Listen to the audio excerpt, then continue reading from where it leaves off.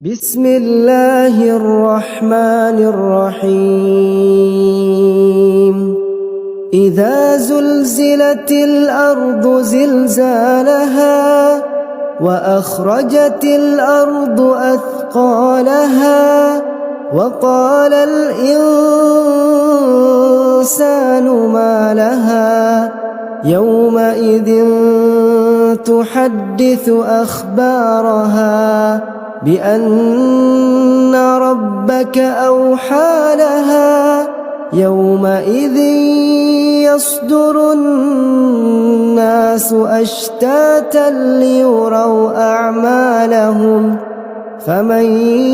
يعمل مثقال ذرة خيرا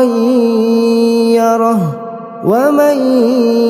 يعمل مثقال ذرة شرا